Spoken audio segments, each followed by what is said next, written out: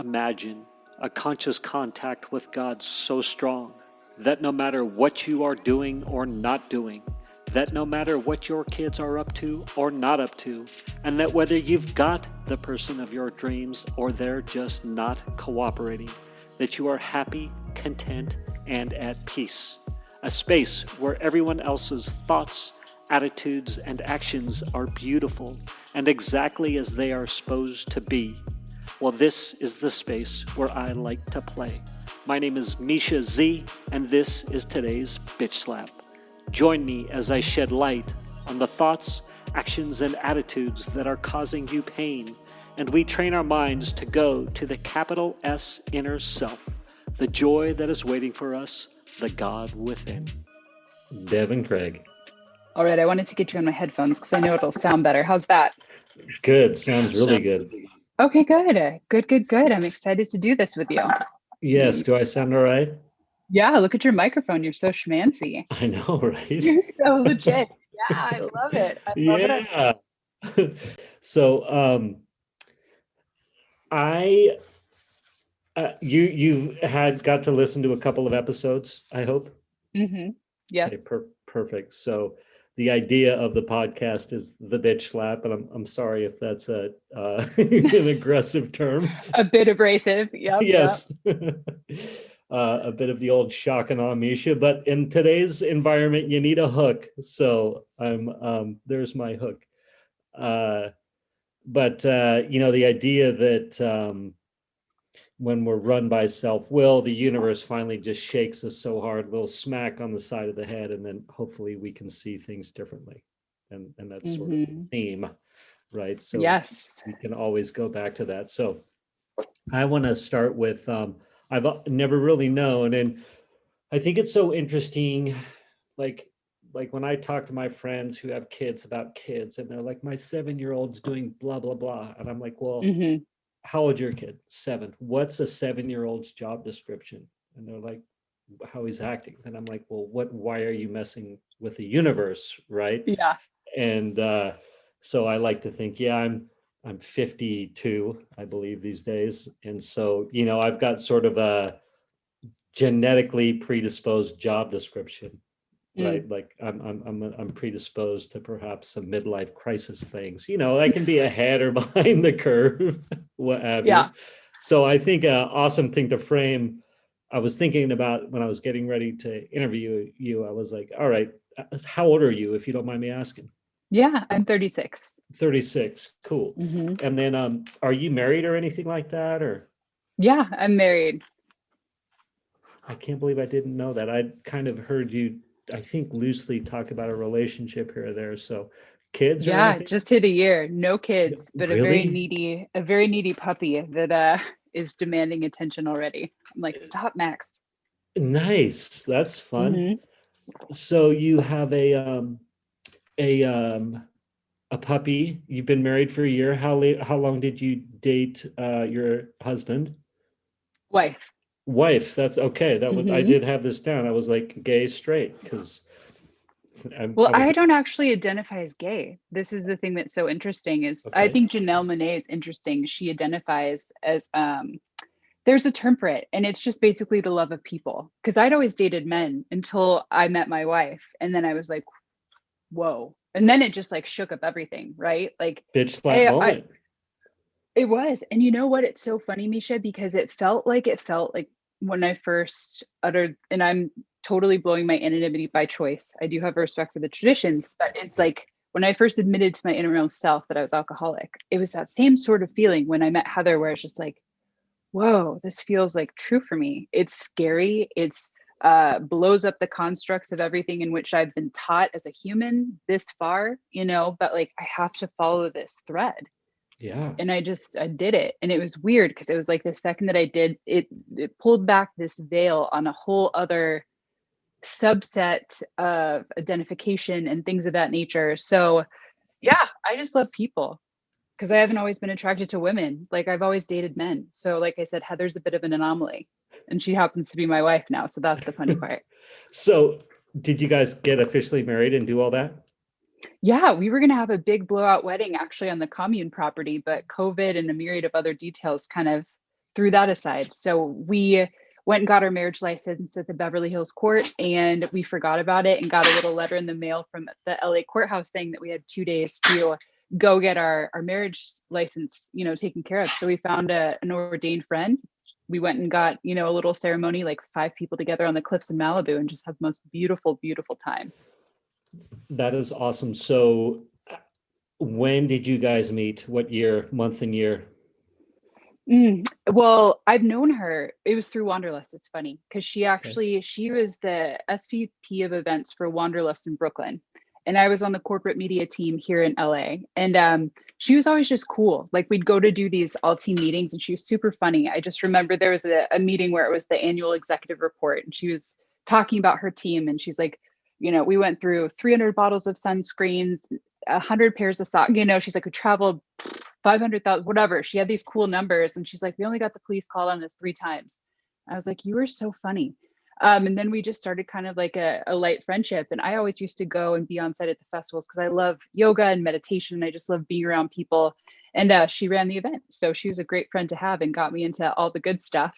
Yes. And yeah, she was in LA for a silent meditation retreat. She's really into Vipassana and Buddhism and all that stuff. And she was in Joshua Tree doing a sit. And she came up and visited me afterwards. And we just had a meal and walked on the beach. And like, that was the moment I'm like, well, I think I like you, and she had no idea. I was like her straight friend, she just wasn't even like thinking about it. So I went to a festival and I had this master plan, like against God's will. I remember my sponsor, she's like, Devon, you're going to have to be in acceptance of this if it doesn't work out. And I was like, yeah. I've got to tell her. She's like, okay. Yeah. So you go on this, you have this dinner, you hang out. And so when is that time frame for me? That was... Oh, I'm so sorry. I didn't even give you context. That's all right. So when I think I knew it was, I want to say 2016, late 2016. And then it was 2017. And then, cause it was July 7th, 2007 or 17 that we like celebrate. Like that's kind of our date. Cause that was the day we were at that festival and I told her how I felt and everything just kind of came to fruition. I mean, it made no sense. I obviously hadn't thought it through. She lived in Brooklyn and I lived in LA, but we worked it out. It's an amazing love story, no matter. Yeah. I think what's beautiful about that is I have this idea for me, like the dream is sort of to find that friend and develop an amazing friendship, and then it blossoms into love. I just got actually chills just thinking about it, And so how beautiful is that? But then no buts, but at the same time, you're like, well, wait a minute. I thought this was going to be perhaps a male for you. And then it turns out female. Oh yeah. Yeah. So, I mean, sexually, like sexual attraction, when does that hit? Or was that, if you don't mind me asking, what's... Oh yeah. I was terrified because I was like, oh my God, I felt like a virgin again, right? It was so new. And it was funny. Also, too, it's unlearning so many things that we've been taught. Like since I was a little girl, it's like, the prince will save you. And it's like, I don't know, like it's not okay for Prince Charming to kiss you in your sleep. That's not good. But I'm still waiting for my mom to show up anyway. Oh God, exactly. We're unpacking a ton of stuff, but it was unlearning. Again, I think this is where recovery is so beautiful because it teaches me to follow my intuition. I feel intuitively guided and it teaches me that like I typically feel it in my chest and my gut. And it's this feeling that's almost undeniable. And every time I follow that thread, I find it to take me in the right direction. And this was definitely one of those moments. So again, it was the conversation with myself being like, oh, that doesn't make any sense to me. And like, oh, that feels different. Also terrified because I'm like, what are my really conservative grandparents going to think? What is my friends from high school going through literally the list of like the fear and the judgment and like the otherness, I was so afraid like people would disown me because I had made a choice. It was terrifying.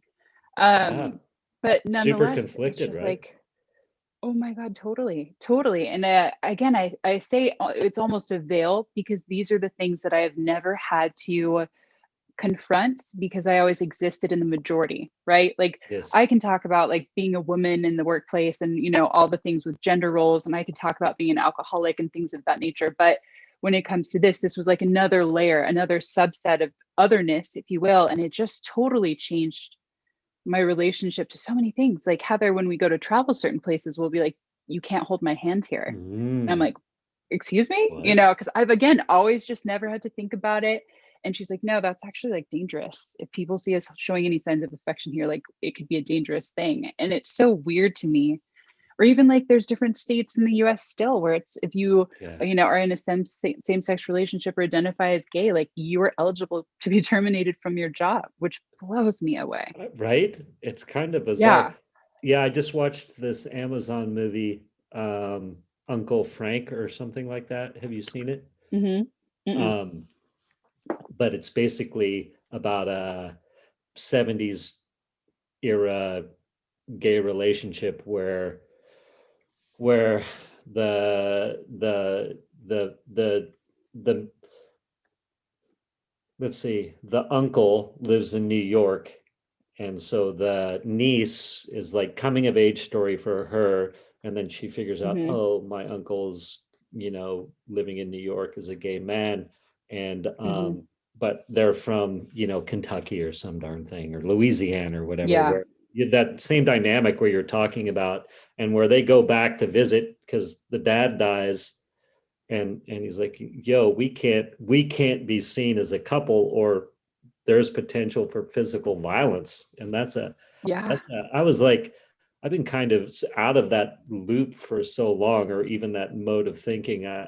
You know what I mean? Not that I thought that, but just that, like, that was in my frame of awareness. I was like, oh yeah, like people definitely had to deal with that and sometimes still do. And that's kind of a crazy thought, I guess, is what I'm trying Yeah. to say.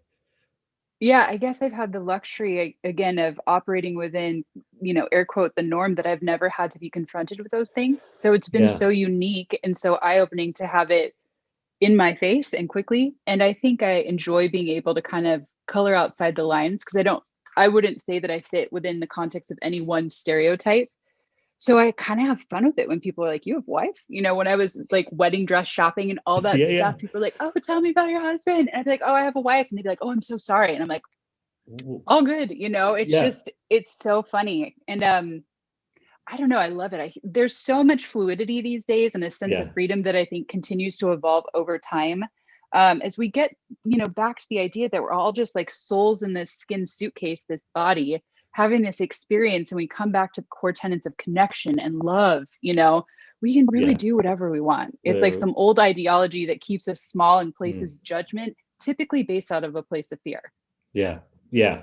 Love that. And this might be a totally inappropriate question, but like lustfulness, did that Mm. out of the box, or did that develop, or like and I don't even know if that's an appropriate question, and that just might show my 52-year-old white guy, like, you know what I mean? But Yeah. you know, you could Yeah. be like, No, duh, what do you even go ahead?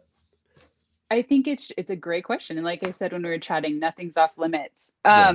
When I think about sex, it's, at least for me in the past, it always been a means for control. It had been Mm, used kind of as a tool to get what I want. I don't think I've mm, ever had that level of full trust and intimacy. So that's where this experience has been so different, is like mm, explicitly trusting someone. Also, mm. they just happen to be of the same sex I and just they got the have like a chills. I really love great, this.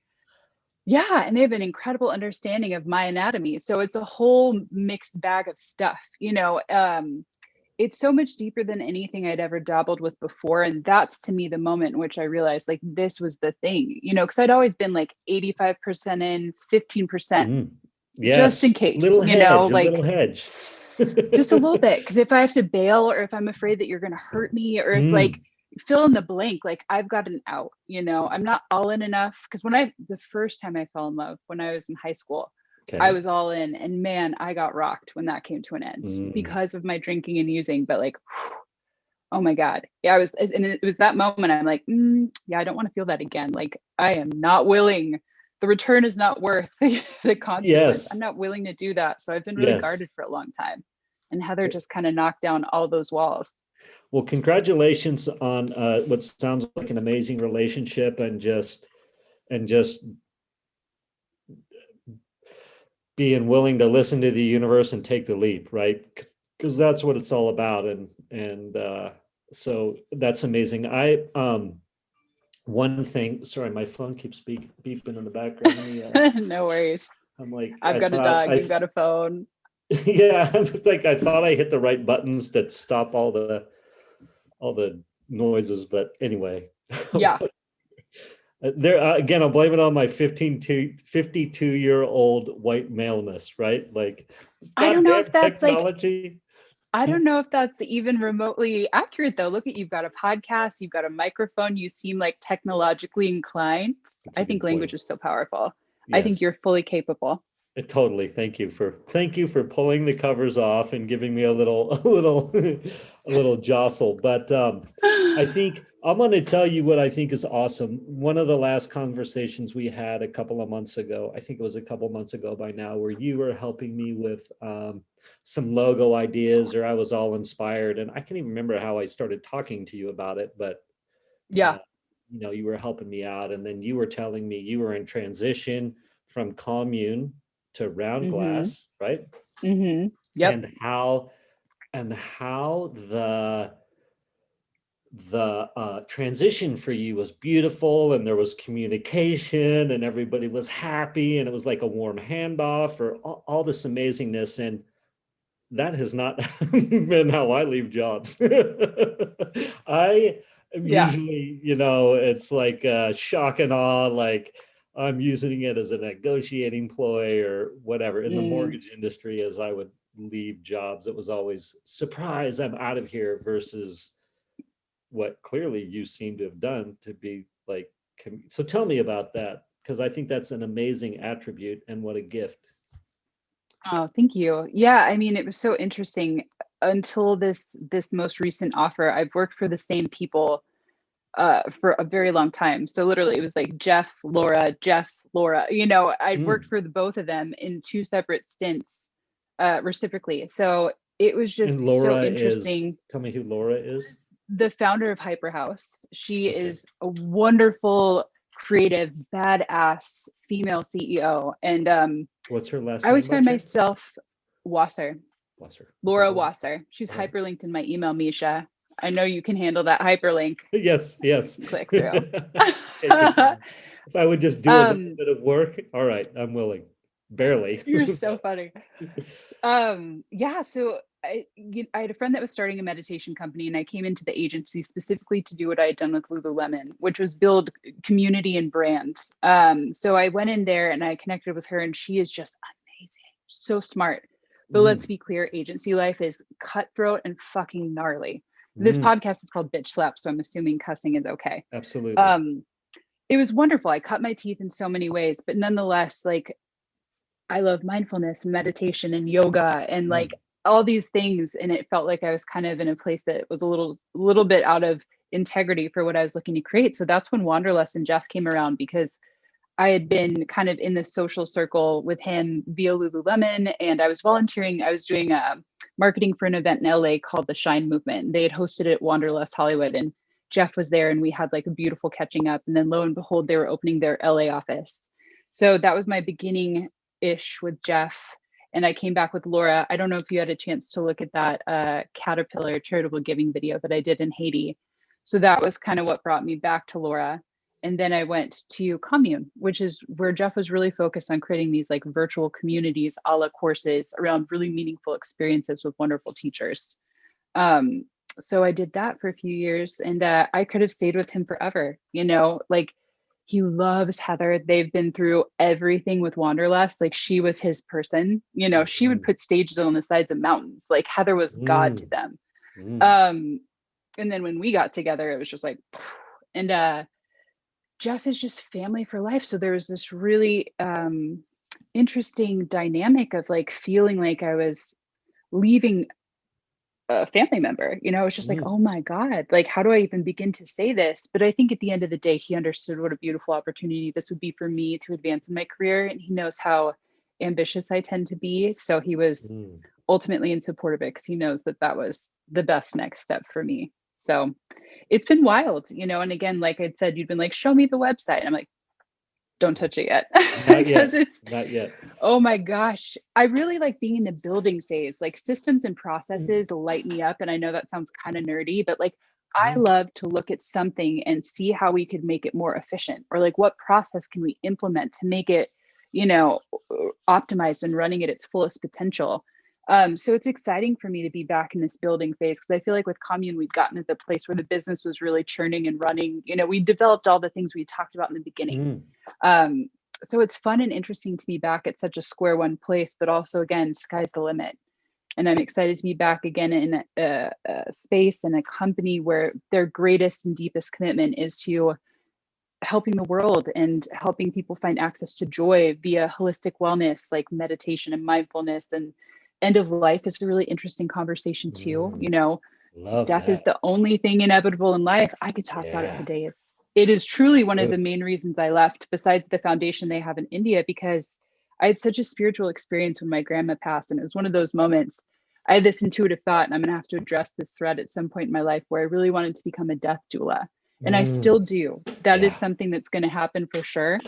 But like, how would we live our lives with more joy if we got in a healthier relationship with death? Because inevitably it's the only thing guaranteed in this life, you know, but we don't talk about it. It's dysfunctional. And like I had shared about my brother-in-law passing on Friday, it's just, there's so many details to be handled.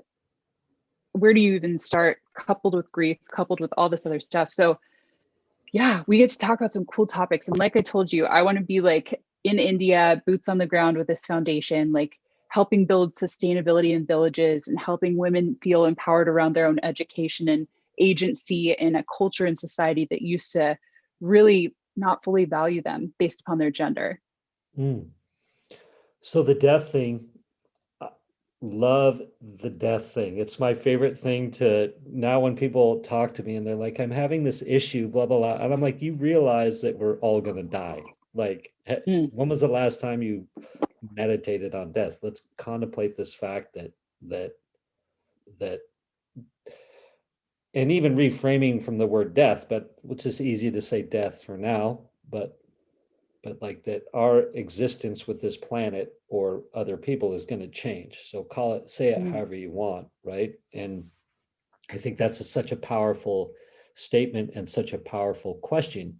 Like, I think so much of my point up until of my life, I was kind of been asking the wrong questions, right? And I think let's asking questions about death are like the questions to start asking. So then we can, I think it helps bring that humbleness. I'm all obsessed right now with the idea that humans, and I'll speak for me, I guess I should speak for me, but it seems humans in general, or maybe it's America or whatever, or I could go down so many rabbit holes right now, but it's very clear to me that I project my neuroses onto people so much, right? And truly, like whatever I'm seeing in somebody else that bothers me, like there is some sort of that in me in some sort of a way, and there is absolutely no hiding from it, and it doesn't matter. You spot it, you got it.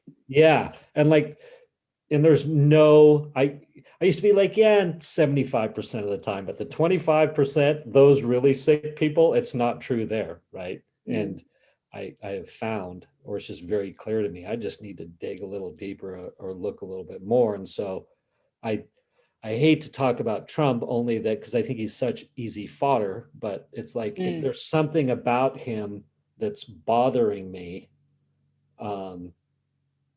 like he's at such an extreme level, it's easy to be like, yeah, but there's that's not in me. But like I think he's like such an awesome tool these days to be like, all right, what is it? What is it? And how can I look and dig and see about that thing, and how is it in me? I don't know.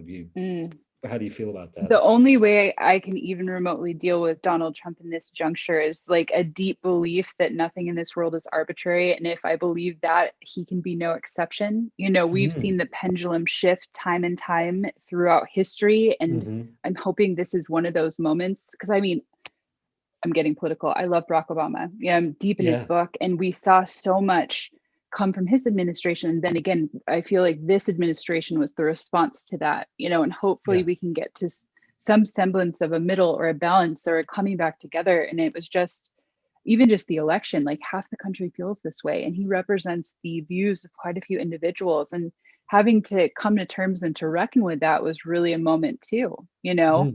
Mm. I think for me, it kicks up a ton of anger around ignorance. Cause I think, again, if we come back to the core tenet of connection, so much of it comes from understanding each other. I love the Brene Brown quote, "It's hard to hate up close," you know? I've had many an experience when I get to have an intimate dialogue with someone, I see that we have the same values, like a love for family and a deep desire to do well in this life and to work hard. You know, I think the thing that may bother me the most about him is this sense of injustice. To date, I feel like he's gotten away with everything. And then I'm Yeah. like, I could never do that. I could never do that if I did even a inkling of what he did, you know? So I think for me, the biggest thing he kicks off, besides all the other things that agitate me, is the injustice, you know, and almost like a jealousy, like, what the F, if he can get away with this, like, why is he the exception, you know? And then maybe, yeah, I'd say jealousy. Yeah. Oh, I Even though love he's a that. horrible person, it's like Well, almost shameful to admit that. no, I think it's beautiful. And I love the fact that you just admitted that, because it's like, that's a great point. It's like, wait a minute, he's getting away with what I wish I could, for example, Mm. right? Or so the illusion that so I'll try to, I'm still learning how to talk about a lot of the thoughts that are coming to me these days. But so the Mm-hmm. idea that if if I believe that human thinking is the most important thing in the universe, right? Like if human thinking goes away, there's no purpose for the universe. For example, that'd be another way to frame it, right? Which is that's kind of an egoic, like how egotistical, right? So, Yeah, to think we're the center of the universe, our thinking right, is that thing that's going to be like the end all be all. right. So I think like the fact that we can get so riled up by somebody is a direct reflection of the fact that we think we're hyper important in the universe, right? Mm. And then also, if we if we're all connected, then and how can I make my God so big that even Donald Trump is beautiful, right? Mm. Assuming I think he's not Yeah, beautiful, right? But that's yeah, kind of like, all right, if we're all God's creation, right? If we're all part of God's beautiful creation or the divine's creation or however you want to say it, it's like, and I think so. I had another thought, and it's like if I put me first, then family first, then country first, right? And then so it's like, well, and then I look at Donald Trump, and if I personally think that put family first, and then I see Donald Trump putting his family first, and I get upset about it, it's kind of ironic, for example, right? mm. So I think it brings up the idea of if we're all equal and we're all one and all these things, then why am I putting my family first? Right? Which is kind of like an interesting thought, interesting things to think about. And like you said, well, Trump's just taking that to the nth degree. He's saying, well, I'm president and I've got my family. I'm going to do everything I can for my family. Mm-hmm. Right. So he's in essence doing what a lot of us believe, put your family first.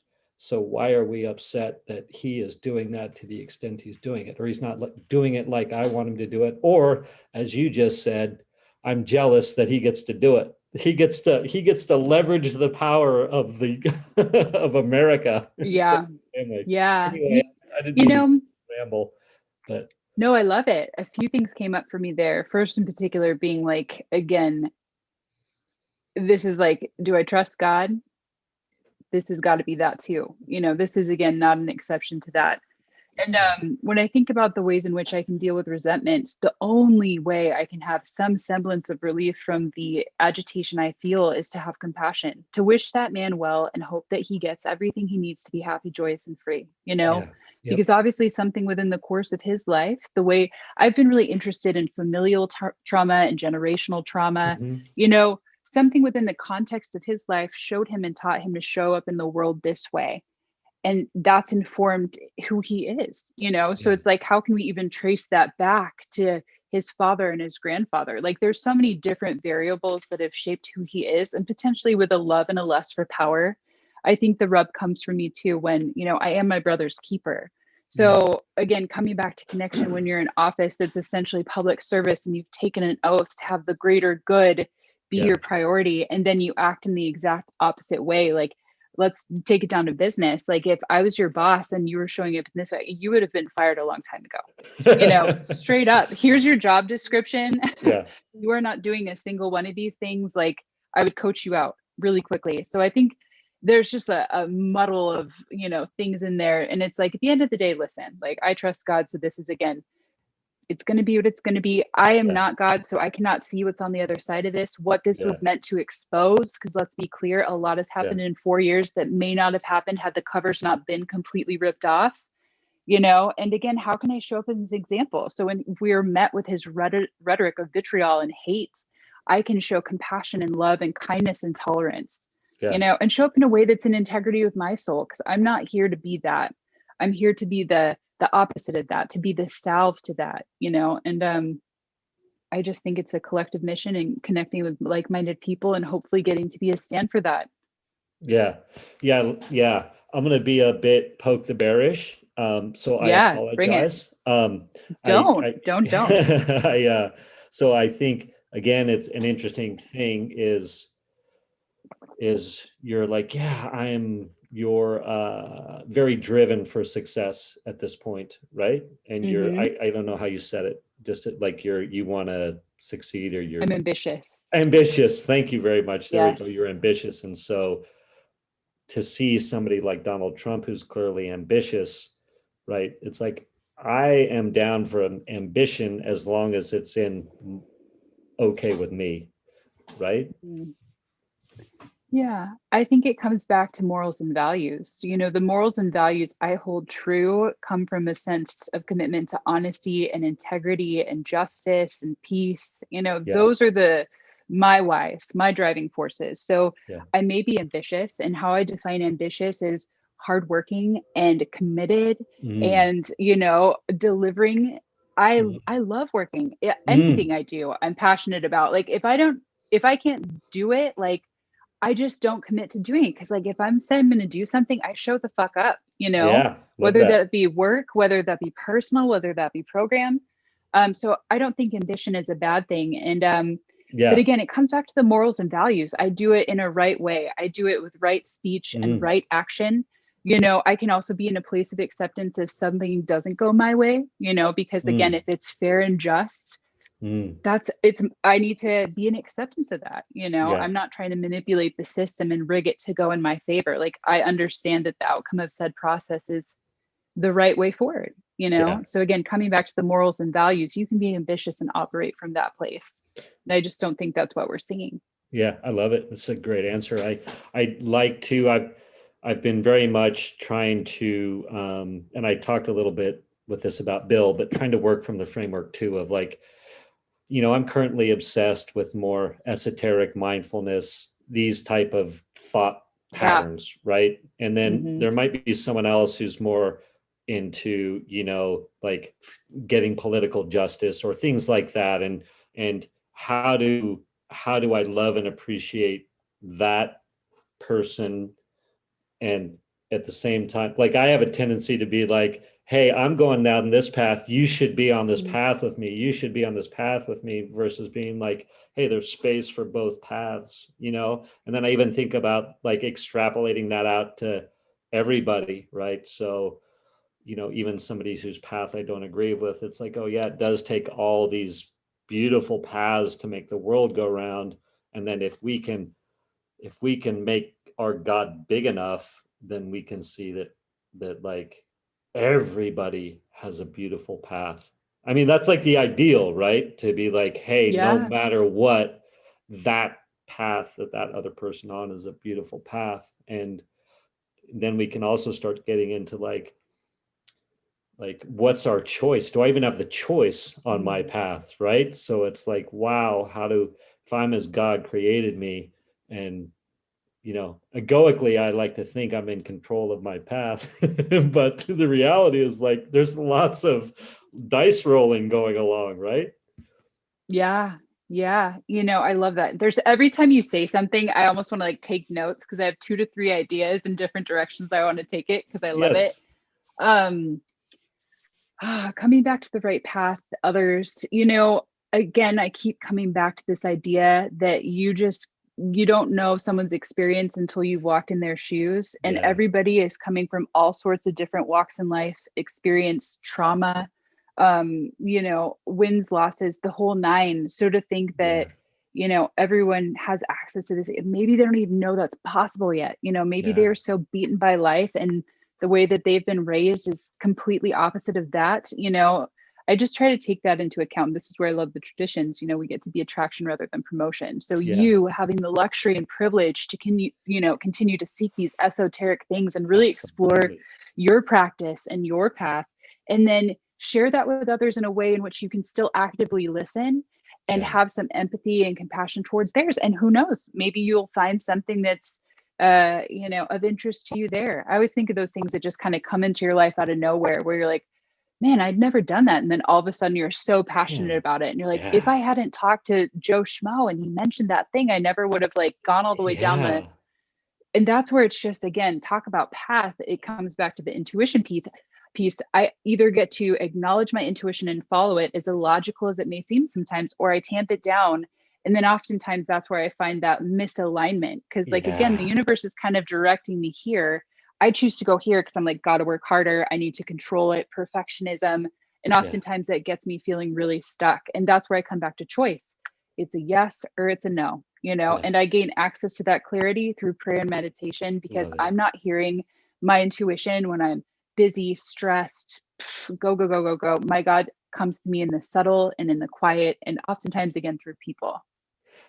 I was talking to Lisa. Do you know Lisa Randall? Lisa R. I think so. She framed it I know really. like a million Lisas. Yeah. Yeah, right. I know. So I can on any given day can be like, I have no choice on my path. Like I can't remember what you call that, but like the only option I have is how do I perceive it, right? So there's Mm, like I'm going a certain direction, things are going to happen. I have no choice, no control of my destiny. It's truly how I perceive it, right? And then the mm-hmm, next day, like tomorrow, I could be like, well, gosh, I'm, one with the universe, so I get to create and create, right? And so I do have some control of what's created, and so it's an interesting for me to be on any given day, like which space am I in? But which I mm-hmm. think both are good thought processes, right? Because sometimes we do have to be happy no matter the circumstances. And if we can change our perception, it's like, is the changing of our perception, does that change the destiny? Would be another question, right? Yeah, yeah. I'd say yes. It's my expectations can cause me so much pain, Yeah. and anytime I get to a place where I'm open to whatever unfolds, I find it so much more comfortable. I have a sponsee and there's just been a myriad of things that have happened in her life recently. And I've gotten to see it so clearly in others, Mm. when things get tough and that rubber hits the road, how do you trust in those moments of extreme pain and just seeing how things unfold in her life? It's insane. I'm really giving a vague response to that. Well, Another I cool think let example, I me let think, me answer that. I yeah. think this is how Lisa framed it, which I think goes to your point. She basically Mhm, is like, if we're in ego and on the self-will run riot path, there is only one destiny. But if we mm, can be with God or our higher power or the divine, let's just call it God for now. If we can be moving mhm. with God, then we're in creation, and then the sky's the limit, right? If we're What did out. Kirsten call it the other day? She called it Gust, guiding universal spirit. And I was like, Ooh, Gust, that's yeah, amazing. right, Because then it just Gus. takes the edge off it. Yeah, you say the G word to some people, God, and they're just like, oh. Yeah, Um, yeah, I don't know. I know for me, like I used to feel that thing. Like it's hard to even describe the spiritual connection, that thing yeah, I felt in nature at first. I felt it yeah, in nature and I felt it when I had a really good run and I was just like connected. or yoga. You're a yoga teacher. Yeah. And then I had this moment, like when I first got sober, I got really into yoga, and then I went through trainings, and I had this moment when I was learning about anatomy where I was like, I can internally and externally rotate my arm. I did nothing to achieve that skill. My brain goes through my spine and transmits this message to my body to internally and externally rotate my arm. What? How can I even remotely think that there isn't something greater work in this universe? I don't make the flowers bloom. I don't make the sunrise. Like, it's all happening in spite of me, So how can I either show up and enjoy the sunrise, or how can I just like complain about the fact it's too bright? Again, agency, choice. I choose to go this way because that's a much more beautiful path, and we're fallible. We're human. Every day is different. It's not like I can just like pray and meditate in the morning and then I'm just like floating on high throughout my day. It's like when I get that email or I get that phone call or shit goes sideways and I'm just like, but like, again, choice. Do I connect? The bathroom is a great place to pray, where I'm just I love that. Please, that conscious contact, I always have to seek it, and I'm always met when I take the action to seek. Yeah, it's beautiful. It's beautiful. So one thing that I love, it's what's cool about recovery community, I think, is we get to see people from a distance a lot, right? So I get to see Devon a lot, right, from a distance. And then, so I love these moments. This has been fun for me to be able to interview people because I get to be like, all right, let's have some quality time on a focused direction. And it's been really beautiful for me. So from on the outside and from the light conversations we've had, I love the inspiration that you bring to work and what you get to do and how you get to do it. That is awesome, I think. So how do you feel about that? And maybe hold that onto that thought for a second. And then I also think commune, you got to work with if I were to look at the commune website, I see Russell Brand, Wim Hof, there's plenty of lady, thought leaders there, other guys, whatever. So what sort of interaction did you get to have with those individuals? That's really my question. Oh my gosh. Again, I was really deeply involved with all the talent, from a marketing perspective and from just even talent conversations. So I got to be a part of all of it. And I think in the beginning, there were those surreal moments where I'd have 3 or 4 missed calls from Marianne Williamson because we're getting ready to do her course. And I'm just like, wait, what? This is, it was just a moment. I'm like, that's odd. Because I remember distinctly that, again, her poem, about letting our own light shine, giving other people permission to do the same. We talked about some of her books. That was a moment for me in 2013, at a time that I was really seeking something deeper, and it was pivotal. It was so pivotal. So to think that I'm sitting here having all these like casual, candid conversations about her marketing launch, I just had to be like pinching myself. And then there was the time too, do that, like, how many courses do we have on that platform? At a certain point, you're just like, hi, Russell. I love him to death. He's the sweetest thing. And I'm so grateful. He's been one of the people in particular that I just appreciate him and I love him. And I got to spend a lot of time with him in a myriad of different, capacities.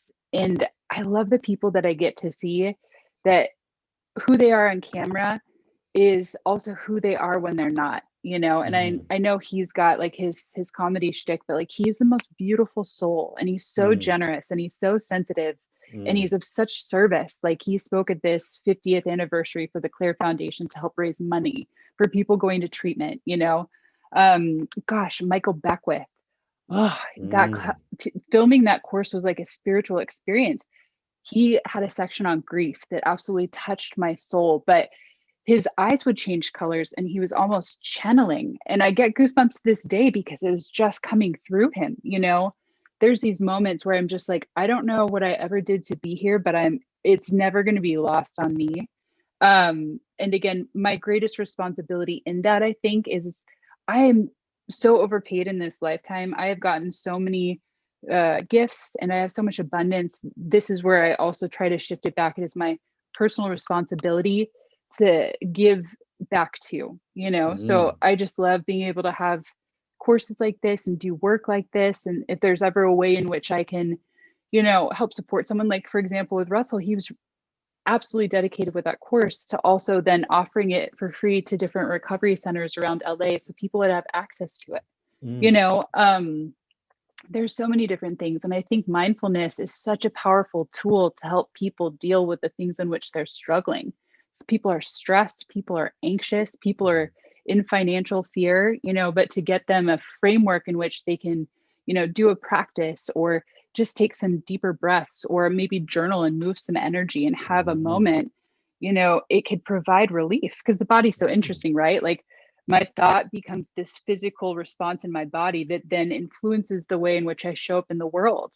So how can I like get intimate with those thoughts, and how could I provide people with a resource that could maybe reframe or redirect that energy to elicit a different experience, So that's again, and also too, these teachers are just human beings. Yep. Like it's just like, I am you and you are me. And like, we're all just humans doing the best we can on this path of life. We've all had different journeys. And the more we can connect on a heart level, the better we'll be. So again, that's another roundabout way to hopefully answer your question. I think so. I mean, I think it's such an interesting, as a layman outside observer, to see someone such as yourself that gets to interact like that on a business level with, like the who's who of mindfulness, let's say. Like that's a pretty cool experience. But then it's also like, yeah, well, once you have a Wagyu steak, yeah, how much Wagyu steak can you have, right? So yeah, that's probably a horrible analogy, but what the heck? I'll roll with it. The vegans are not into that. Yes, once you had the truffle, I don't know, what's the best vegan thing we can come up with? Once, I don't know. what's the Berkeley chef, that lady who had Chez Panisse? I have no idea. Once I'm not your Waters, I think is her name. Anyway, once she cooks for you, it's just, once you've got a voicemail from Marianne Williamson, where do you go from there? I mean, oh man. Well, so I think it's an interesting thing. I love what you said about Michael Beckwith, how like he's channeling, right? And what an awesome concept that is.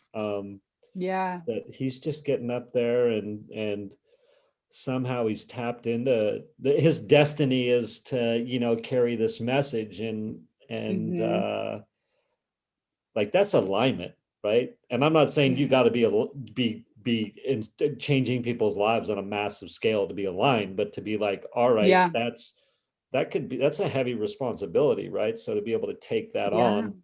And so I guess another question around that is like, Marianne Williamson, Russell Brand. I think you answered for those three people. Like it's like if you talk to Russell, like you're just gonna sense the sweetness, his big heart, and that's gonna be powerful. Right? Yeah. No. I mean, I think it's interesting because at a certain level, there are people that are so used to people seeking them for wrong reasons, that they just want like the picture, the autograph, or the what, like someone always wants something.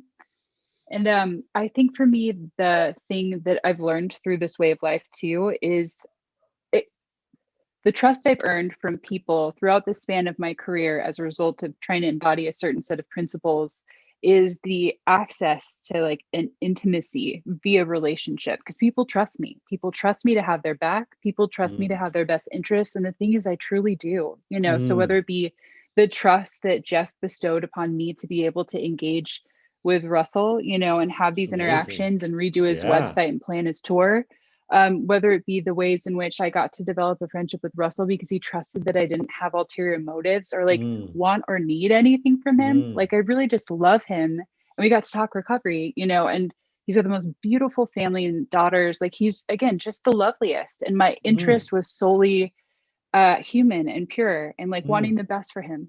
All these teachers, it's just connecting. It comes back even, we talk about Brene Brown a lot. Like vulnerability, leading with that heart-centeredness and that vulnerability, not coming on with any ego or airs or like, again, ulterior motives. It's truly just like with the best intentions, you know? Yeah. And I love being able to show up in that way.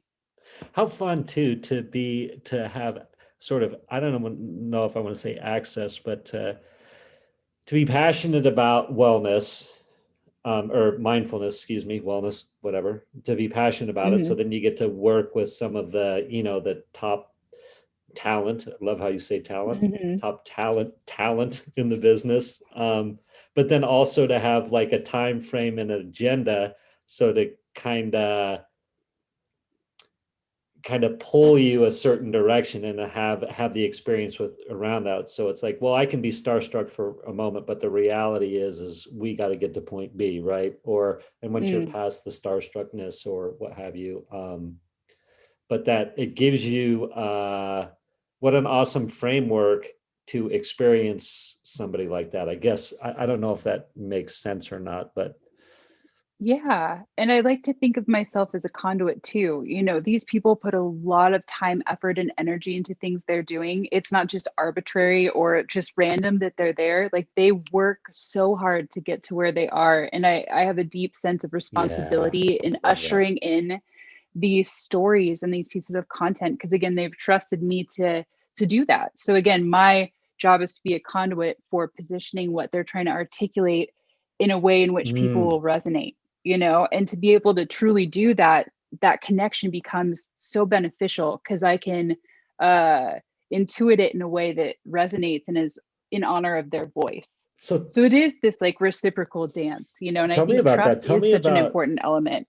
Tell me about that. Like, so you're that actually, I didn't even think about that, but you're dealing with, you're helping create these courses, or Russell's tour or whatever. And so how involved in the Mhm. creative process are you? Are you literally the front line and this is my intuition on what you should do here, Russell, or like Marianne, or Yeah. Yeah, I'm really lucky. You know, I'm in the earliest of the conversations, concepting what the content could be about based upon a myriad of different factors. You know, do they have a book coming out? Is Mm, there something they're passionate about? Like, do they have other courses? You know, there's always so many different moving pieces, but being able to actively listen and kind of like suss out these threads that could be interesting. Also, keeping my marketing hat on, where I'm like, our survey data says people really need support with X, you know, or like, I know mm. culturally we've seen this demand for this type of conversation, or here's what I've seen, you know, via the algorithm. I hate that word. But you know, so it's kind of being able to step on each side of the fence and be like really creative while also really strategic. This can be very ethereal and broad. This has to be very specific. So marrying the two in a way that feels related. And again, it's like I'm translating marketing speak to people in a way that feels trusted, safe, reasonable, you know. Yeah, I'm just kind of Let wearing me two ask you a different question. hats. Let me ask you a Yeah. question. Of your experience there when you were doing that stuff, tell me about the heaviest moment where you're working with the talent and you're like, I was thinking this way, and this is a heavy moment. I need to start looking at things differently. And maybe it was a shock to the ego. You know what I mean? Like, Mm. or is it all, it's just been roses and sunshine, Oh rainbows and God, unicorns? no. Please. That again is just like false. Um, I mean, there's been times where we've made projections and then we're so off, you know, and it's again, I think being able to be iterative in real time and to strategically think of like, okay, this was a miss. Let's see based upon the data what's happening here. Who's not engaged? How is this falling flat? How can we reframe the conversation? You know, there's so many different things to look at there. But yeah, I mean, anyone Well, that so says tell they me have it about that. figured out is full of shit. Well, yeah. So in those moments where something didn't go off, is like the talent, like, what the hell would you do wrong? Or is everybody just like in a shock state, or you're just in that, like, let's curl up on the floor because this really sucks, or Oh man, that's not an option. You know, that's the time in which you go into triage. And like I have to say, when things get really chaotic, and I don't know if this is just a product of like my history and upbringing, when things get really chaotic, I get really calm. It's kind of Mhm. like a comfy, great place for me. Yeah. And I also want to reiterate as we talk about these things is like, I'm only as great as my team. And I've been so blessed Yes. to be able to work with a ton of really incredible people because nothing Yeah. happens in a silo, right? Yeah. So it's in those moments where like I'm responsible for this performance and the outcome of this situation. So I need to really, do almost a forensic audit of what I'm seeing happening. And then I can start to make some recommendations based upon what I'm seeing. And then I go take it to my council of trusted others, because Yeah. maybe they can see some things that I can't see. And by the time I get to the talent, I've got an action plan in place showing them that I'm deeply committed to the success of what they're doing because I believe in it and I honor it and I value it. So it's really front loading those conversations with the ways in which we're going to get into action around supporting that shift. It's just, again, it's been so interesting to see what people have an appetite for and what people don't. Yeah. It was such a startup process. The first few years it was like throwing spaghetti at the wall, and it's like that stuck. Okay, interesting. Let's Yeah. see what happened there. We'd have a post-mortem after each course, and just again, line by line, going through what worked well, what didn't, and how do we want to move forward based upon the data. Mm. Because unless you have data, you're just another person with an opinion. So Yeah. Yeah. it's just fun. And then we get to bring those learnings into our next course. So when someone's like, I want to do this, we're like, actually, we found in the past, based upon our experience, that XYZ is actually going to help really, serve to be a catalyst for what you want to accomplish here. And then they're like, oh, talk about trust. They're like, you know your stuff. Okay, cool. I'll do that. Yeah. Tell me about the Yeah. heaviest moment within the last 2 years with your wife. Oh my God. We've had a lot of heavy moments recently due to external circumstances. It was a super big bummer to have a honeymoon in Italy planned and then to have Mm. COVID like literally shut it down. This year's been riddled with disappointment, and I think that's the case for quite a few people. Um, so I'd say, I mean, her moving here was a huge shift and one that I'm so eternally grateful for. But a long distance relationship versus an in person relationship is two totally different experiences. But I'm proud to say that we navigated that. But the most disappointing, I'd say, is this past year having to cancel our wedding and cancel our honeymoon. But So tell again, me about coming the back to that, go ahead. Well, tell me about the go ahead. friction. So she moves here. When did she move here? I wish I had a date. I want to say it's like a year and a half, 2 years ago. Okay. We'd been dating for almost a year long distance. And the question was I going to move to New York or was she going to move to LA? Okay. And I'd lived in Colorado for a brief period. I love New York. I love East Coasters. I love how direct they are. I love the energy. I Mm. love the pace. Like when I go to New York, I'm just like, how am I staying up 3 hours later every day and waking up at the same time? I'm just jazzed. Okay. But I hate the snow. I love to visit. I don't like to live. And I learned that very clearly when I lived in Colorado for that brief time. So when it came down to it, I was like, I love New York, but I just don't think I can do it. So she conceded and decided to move to LA.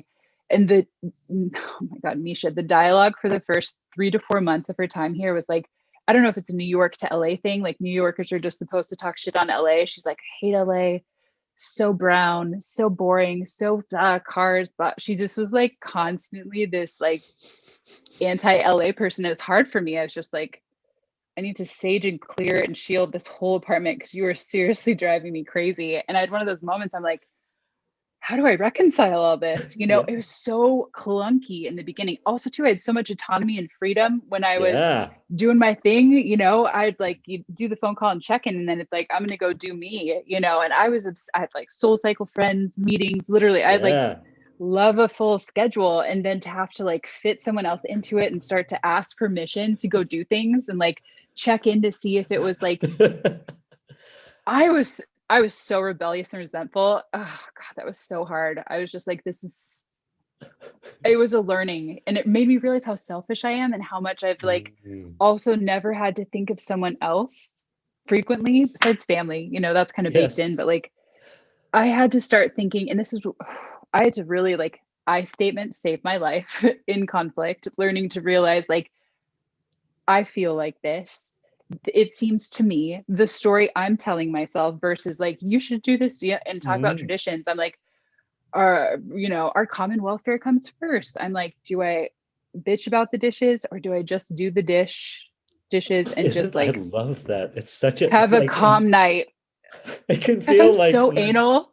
oh, it's beautiful, I'm man. so anal. I'm so anal. My apartment in Santa Monica was like white and gray and constantly like meticulously organized. And she is so the opposite of me. She'd come in and it would be like an explosion of stuff. And I swear to God, my eye would start twitching like Stimpy from Ren and Stimpy. And I'd be like, oh. But then I had to be like, am I going to be a total dick right now? Or am I just going to let the clothes go and have a lovely night? Because like, I want connection. I want intimacy. I want to feel, in a good place. But man, I'll just chew on that stuff and I'll have to just spit it out. It's almost compulsive where I'm like, are you going to put away your clothes? Like the hanger's right there. And it's just like, so that move was a really interesting experience, but it forced me to learn a lot. Like it literally got me into Al-Anon where I was like, whoa, I have some weird issues that I need to look at. And it has nothing to do with the substance and everything to do with my relationships. And it was, pain's a great conduit for growth. And Oh that my definitely got me gosh. some help quick. So like, all right, I love it. It's like, oh my God, I'm selfish. I had no idea, right? So selfish. Yes. So Yes. I'm selfish. still a bulldozer. I'll still bulldoze people in a heartbeat. It's really bad. Oh my God, I'm very adept at that too. Like, and I've calmed down a Yeah. lot like that, and Yeah. it's still just a matter of scale, you know. Yes. Yes. Yes. Oh my God. I so relate. Um, so tell me, like any like visceral memory moments where you had a shift in the moment of like, oh, okay, I get it, and so you could like salvage a situation or just, you know. Yeah. And again, this is where I come back to meditation and I talk about it Yeah, frequently. My practice in the morning, it's not just because it feels awesome to sit there for, 15, 20 minutes every day. yeah, Oftentimes it feels really uncomfortable, but my commitment to my practice shows up in my conversation with yes. my wife at Mm. 6:30 when we're talking about dinner. I'll come home after a long day of work and the question will be like, what's for dinner? And I'm like, you asked me that question again. I swear to God, I'm going to burn it down. Like, I don't know what the hell is for dinner. So I was just like, we're just going to get a food delivery service so we can just put that question away forever. But it shows up then when I get to have that weird little moment where it's like almost like, and I'm like, Devon, say that thing, say this thing's going to get you this thing's going to get you this. What's the choice to be? And What's like, the man, choice to I be? love to default. But when I'm centered and connected, oftentimes I find like I can set it aside and try to act as if, and I'll have a much better outcome. It's beautiful. One of my favorite things about morning meditation is how the breath carries through after. So I find that like I'm breathing really Mm. well and just good and slow and calm and almost in a beautifully methodical way, Mm-hmm. that just really can last for a little bit. But I'm like, I should really start a 2 o'clock meditation practice because I've been lost it Oh all yeah. by two, Yes, I know. My sponsor Mary meditates like 2 to 3 times a day, and she's got this big, fabulous, busy, badass life. And I see her 10th Mm, step at night, and I'm just like, how? Like how? But again, it reminds me anything's possible. It's a matter of choice and priority. yeah. If And I want just to for, meditate twice a day, it's my responsibility. yeah, well, this is where I am in my life. And I definitely think it's scale of selfishness. Right. And I'm so selfish that I have to do these things to Yeah, to quell the beast, right? It's like the normal person, ignorance is bliss. They don't have to. They're just like nice mm, out of the box or whatever. I mean, I'm a nice yeah, guy, you know what I'm saying? But left to my own yeah, devices, if my practice isn't beefy and burly and like getting bigger, like I know too much now, or can I yeah, just be ignorant? I yeah. shouldn't even say it Oh like my that, gosh. but Misha, I had a thought that brings it all back together. One of the greatest rubs I've ever had is when Heather and I first moved in together. And for the first time, we had a puppy. I was living with someone else, and my meditation practice that had been consistent for like years and years and years and years, like not missed a day, was out the window so quick, because all this stuff is happening. And literally, it was like a 2 or 3 month period where I was just like, I just don't meditate anymore, I guess, And it was so funny because I was working with like a really profound teacher. And I had this moment on set where I was just like, I was so depressed. I was so anxious. I was crying all the way to the shoot because I just felt like this heaviness that I can't articulate. And oh man, I got back to meditation and it was like it recalibrated, it righted itself. And it was just, again, I think meditation really changes the lens in which I can see the world, and it makes everything feel much less heavy and scary. And it gives me, again, a different relationship to reality. But that was just a little example. Like, again, I stopped meditating and everything just like torched. It felt horrible. And I was so ungrateful. I was just like, I don't give a fuck about being here. Like, literally, I just want to go home and lie in bed because I'm so depressed. Yes. Thank God for meditation. Thank God. It was bad. I'm with you, man. I have to do it for my sanity. Like, I have to do it for my sanity. I came to this point a number of years ago where like I needed to dial it up and get serious about a serious practice because I just, for my sanity, right? That's all I can say. And I think that speaks to selfishness, that selfishness that can grip you and I and people like us, where if we don't rein in that selfishness, it manifests in all kinds of ways. And we can talk about all the physical compulsions, the drugs, the alcohol, the sex, all these things. And it's like that lets me know that I am more selfish than the normal human. I always like to go to my brother, not to say that he's got the perfect life or this or that, but he's like, there's people out there that potentially don't need to be on a growth path because they don't need to grow.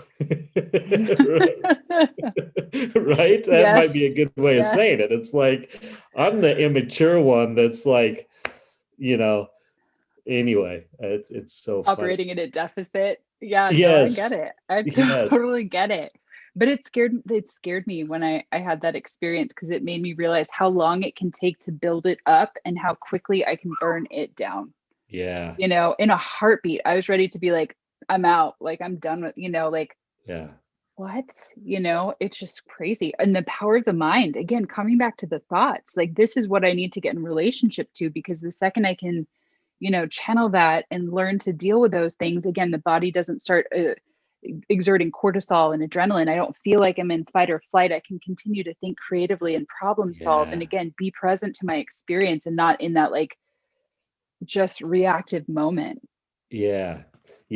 And for anybody listening that's not as unfamiliar with what a 10th step is, that's sort of recovery lingo for like a nightly inventory to look at where we've been selfish, fearful, resentful, so many things. That's been a powerful tool for me, the nightly journaling, like the nightly inventory. I love inventorying, like, how was my day? And it's so interesting when I do my inventory, by the end of the day, maybe I didn't get something done and it can cripple me. I can be like, oh my God, I failed today, right?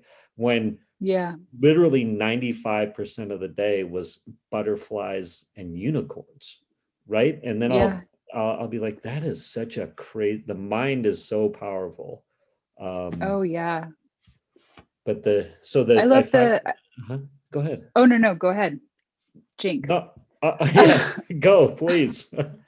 I love the way my sponsor has me laid out, because it feels really tangible to anyone. It's good, like what went well, bad, what maybe wasn't or was uncomfortable, and then grateful. And I just get into that gratitude list and I end it with an intention, And I love the bad, because I get, air quotes bad, because I get to look at these behaviors and these patterns that continue to crop up. And it's like over time, you can start to see and trace it back, like, oh man, I am playing the victim. Like, what is up with Yes. that? Like, where is that Yes. coming from? Or like, oh wow, I'm being super manipulative. What am I trying to get? What am I I love forcing to it. have happen? You Yes. know, it's like shining light in the darkness that otherwise, if I didn't do that nightly ritual, I would just continue on, you know? So it's Yeah. bringing again that discernment and awareness in a way, again, not self deprecating, not to beat yourself No. up, but to be like, whoa, this is information that's powerful that can help me continue to operate from a place of choice. And I want to keep growing.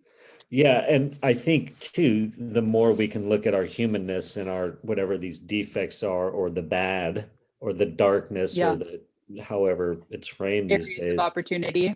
Yeah, we get to see how I just find for me, I'm like, oh my gosh, I am such a part of the human race. So it makes me ironically feel better about myself. It can, if I'm willing to take the action to sort of suss it out and maybe grow from it, I'm like, get in line, right? Like Mm. I'm the idea that when I'm so hard on myself, that's just the ego in play too, right? Like you know, beating myself up to no end is just question, is the ego in play, just like thinking I'm the best thing since sliced bread, right? So Yeah. Yeah. I And I struggle with perfectionism. So for me, it's like tracing it to the root, right? I struggle with perfectionism, which is a different version of control, which I can trace back to insecurity, which ultimately stems from fear. You know, and yes. when I can do that quick kind of trajectory and work my way back, it's like, oh, I'm just afraid, you know, and there's times Yeah. too where like I share with my friends, it's like how human, you know, how innately human of you to have that experience. Like it's Yeah. okay. How can we be kinder to ourselves? Man, we've got enough happening in the world. How can we be kinder to ourselves so then we Yeah. can truly transmit that for others? You know, I Yeah. think about Donald Trump, like, oh man, I would not spend a minute in his head for anything, you know, because I guarantee the thoughts going on in there are not kind. I don't want to play in that space today. Uh, God bless him for taking that yeah, on, right? Like that's his role. God bless you, man. Um, yeah. I think the fear thing that you just referenced brings us full circle back to the death idea, right? And I, Mm, when the reason that I will reference, ask people like, let's talk about death, or they bring up something to me about, this incredibly, heavy question. And I'm like, like it's tied, a lot of it, I believe, a lot of our stuff is tied back to the fear of death, is what I'm trying to say. So I'll just keep it simple and yeah, say that. So I think the more that I'm willing to contemplate death and that transition, or however you want to say it, like more and more fears like strip away. Like me, I relate to the control issue thing, and I'm like, I can draw a almost straight line to the lack of control around the fact that I'm transitioning off of this planet at some point, and I have mm, yeah, absolutely no control how, when, if, why, or what's on the other side, or any of that. And I'm not saying other people don't know, I'll just mm, talk for me. But like that lack of control there just spider webs up to like, man, if I can just control this, it will solve that illusion of give me the illusion of yeah. control there. Does that? Yeah, the grasping and the clinging and the thinking that this will be the thing that makes me feel okay, especially in the midst of so much uncertainty and the fact that we're not going to be here forever. Life is finite. And Yeah. I think, again, when someone's on their deathbed, I've been hard pressed to find the conversations to be like, well, how much money is in your bank account? And what was your most expensive car? You know, Yeah. it's like, how much did you love? How many family members are there to show up and pay, you know, Yeah. respect and reverence to the ways in which you showed up in life? You know, there's so many different things that have a value that transcends these very finite human constructs. And, you know, when it's all said and done, the legacy that will carry on oftentimes I'd like to think is informed by, you know, your values, coming back to values, the way you Yeah. showed up in the world. Yeah. When I was looking at my notes, and we had just talked yesterday, and you said your brother had died, your brother-in-law had passed away, Mm, and hmm. for whatever reason, I was like, gosh, yeah, I'm gonna die or whatever. So I started playing that arena, and I was like, am I gonna be wondering how I look when I die? Am I gonna be wrapped up in the ego and be like, assuming I get to die a Yeah. long natural, like the natural death, am I going to be like, oh my gosh, how's my hair? Or this is insane, right? Like how long does the ego hold until I can finally be Yeah. like, okay, I Yeah. There was a really incredible Sam Harris podcast that was talking about how we live our life avoiding death. I've got a ton of follow-up links now that we're kind of toying with this topic, but he was talking about we're always avoiding death. It's the ways in which we walk through a doorway, the ways that we cross a street, the way that we drive, Yeah. like we live our lives avoiding death, which is good. We need to be cautious, but also too, it's just such a fascinating thing to think, especially as people avoid Yeah. this topic of conversation. We truly live avoiding death until we finally die, and then that's that. Yeah, I love that. That's such a great thought. We could go down lots of rabbit holes with this, which is beautiful. Because I think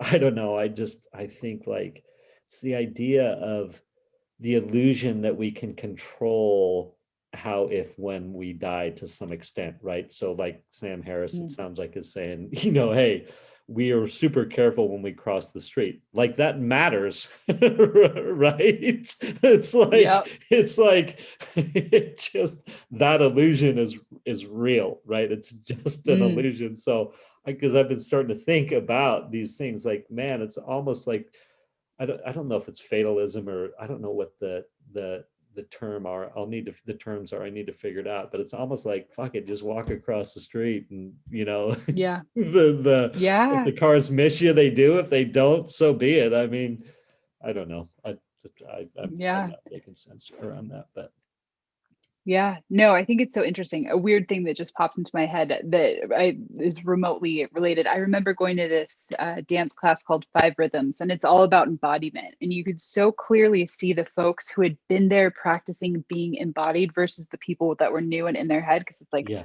oh God, this is weird. Why are we dancing like that? People are touching each other. Like, when is this over? Is that door Yeah. locked? I want to get the F out of here.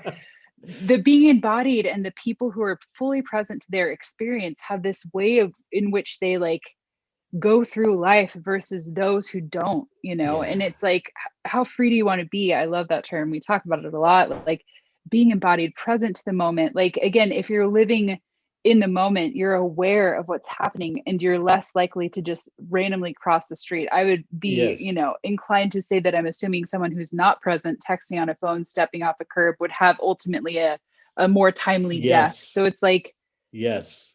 talk about life Great and way to death, put like it. being present Yeah. to your experience is almost like, I don't want to say the way to avoid death, but it's just a different relationship to it. Yeah, no, that's a great thought. I like that thought very much. So, one other thing I love about you very much is that you're very committed to giving back in the community, and so I appreciate that about you. You want to talk about that at all, or? Yeah, I'd love to, and thank you for your kind words there. um when I moved to LA in particular, that I got really interested in homelessness. I'd done a couple different volunteer things. When I was in Colorado, I worked with an organization that was specifically working with elderly people to try to get them access to the resources we need. Because our society's weird, right? Like, certain cultures have a deep reverence and celebration of people who age, and ours Mm, puts them away in like ultimately different forms of prison.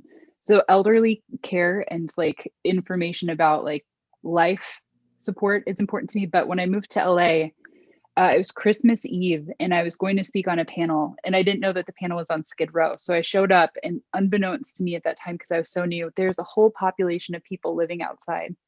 Um, and it just struck me to my core, mm, like people living in tents in absolute poverty and just horrible conditions.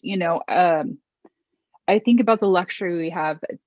I can turn on a faucet and have water, like just the littlest sanitization, education, things of that nature. But that changed my whole perspective, and I got really active in, just again showing up and doing anything I could, my time, anything. So there's a organization called Midnight Mission down on Skid Row that's doing incredible work. I also did some mentorship with children that were born on Skid Row. It's like mhm, teaching them how to build a resume, how to have an interview, mm. how to just do like basic life skills, because they never had Beautiful. access to that type of support and mentorship living on the streets. Um, and just really like humanizing people, whether it be elderly, whether it be homelessness, whether it be like my neighbor. It's like, how can we see people as human and valuable?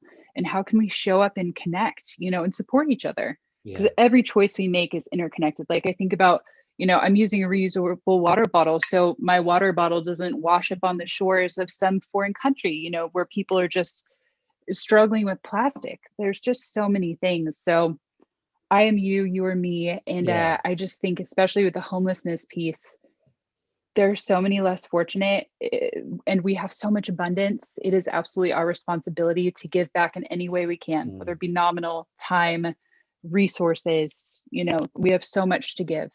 I love that. And I love that. Thank you for that. Yeah. And then there's the recovery community as well. Obviously, you're super engaged there and just giving back as much as you can. I know that you've got a great crew of ladies that you help. Yeah. Yeah. I mean, it's so funny. They do more for me than they'd ever know. You hear that often, but it's so true. It's an honor and privilege to think that they bestow that trust in me, and I don't take that lightly. Yeah. And it's that ripple effect, right? I hope that I can help transmit something that would have an impact that then can be rippled out to have some semblance of, again, impact on the way in which people live in this world. Yeah, it's beautiful. Cool. I think you're a shining light, and I love how you're living up to your 37-year-old job description. Just